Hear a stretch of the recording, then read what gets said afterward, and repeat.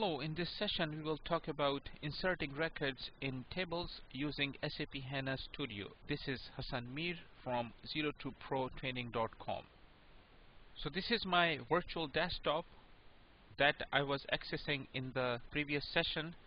I am using SAP HANA Studio on the virtual desktop, and through the SAP HANA Studio I am connected to the SAP HANA database. And so far we have added a new system and we have established a connection to that system. System is a machine where SAP HANA database is running. After establishing the connection, we have created two tables, student and course, and in this session we will add some data into these tables. We need some data to play around with the system. We will insert 4 records in student table and we will insert 4 records in course table as well.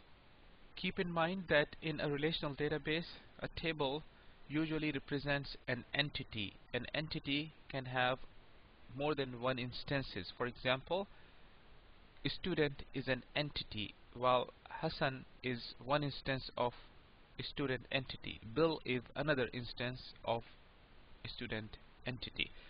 Now, here the course table is representing an entity course. SQL is one instance of course. ABAP is another instance of course. Important point to note is that each record represents one entity. One record cannot represent more than one entities, and one entity cannot be represented by more than one record. So each record has to be unique. In order to provide uniqueness, one or more columns are declared primary keys in a table. Values cannot repeat themselves in primary key columns. For example, ID is a very popular primary key, so each record is given a unique ID, so each instance is then referenced by its ID.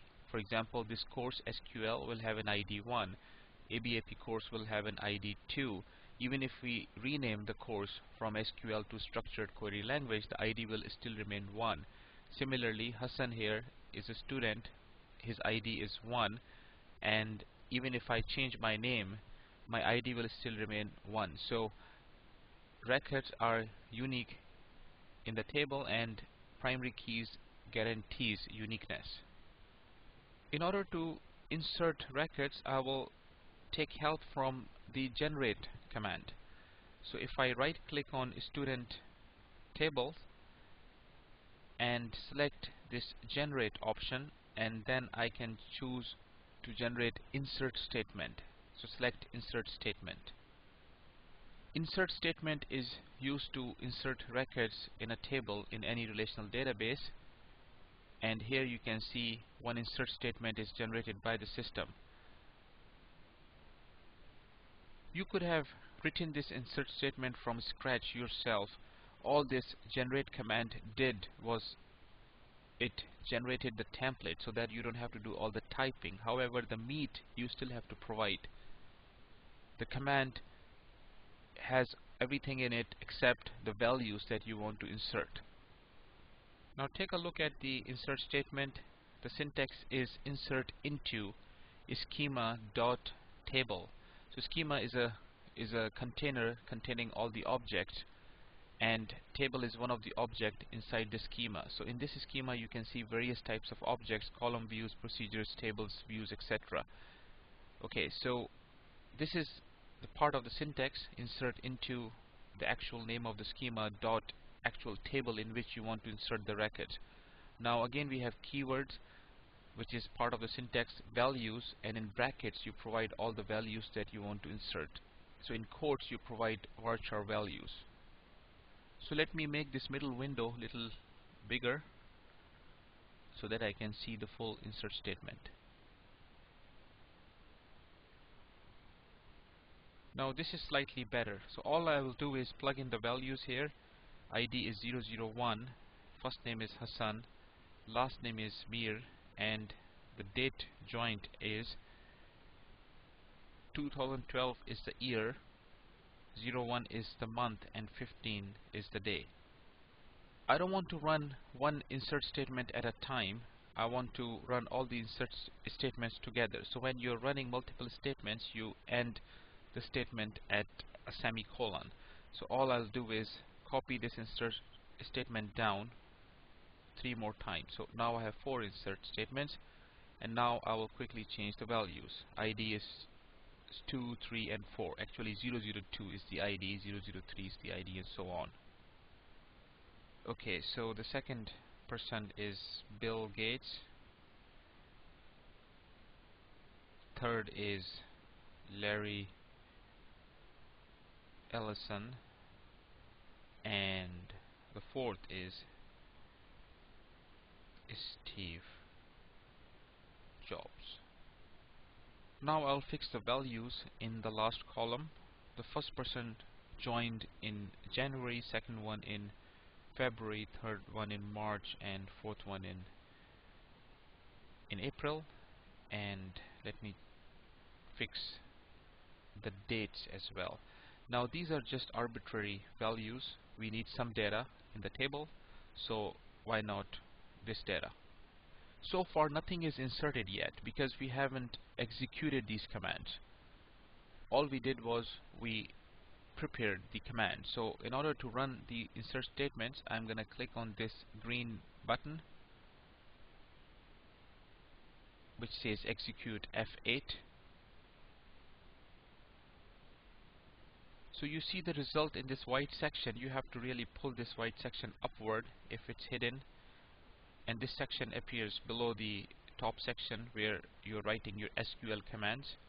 And here you can see all these statements were successfully executed. How can I verify if the data is actually visible in the table? So if I go back to my tables and right click on student table and choose the option open content, here I can see the same data that I inserted through the insert statements. Now it's time to insert some data in course table. So right click on course and click on generate insert statement. So insert statement will be generated for this particular course table. However, one statement is generated and all the values are empty. Now one thing to note is 3 values have empty quotes while the fourth one doesn't have any quote. Varchar values are inserted in single quotes, and numeric values like decimal, for example, is inserted without quotes. So that's why the last column doesn't have quotes. This point will become clear as I complete my 4 insert statements. Okay, so let me insert values here. So ID is 1, course is SQL, description is SQL commands, and the fees is 99.95. And I'm going to end this command at the semicolon so that I can run multiple commands. I'm going to copy this command and paste it here 3 more times. All I need to do is change the values. In ID column, the second is 002, 003, and 004. Second course is ABAP, and description is ABAP programming. Then we have accounting. Description is accounting concepts. Then we have Java, and description is Java programming. I'll change the fees as well. 199.99, 149.95, and 100. Now I can run these commands by clicking on this execute button.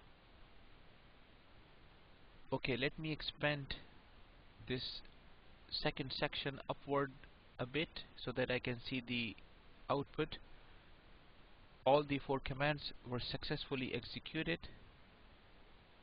We can go back to the navigator and go to the personal schema, tables, and course table. Right click on the course table and choose the option Open Content, and this will display all the values, all the records that we just inserted. So technically speaking, this is one table. It has 4 records and each record has 4 values.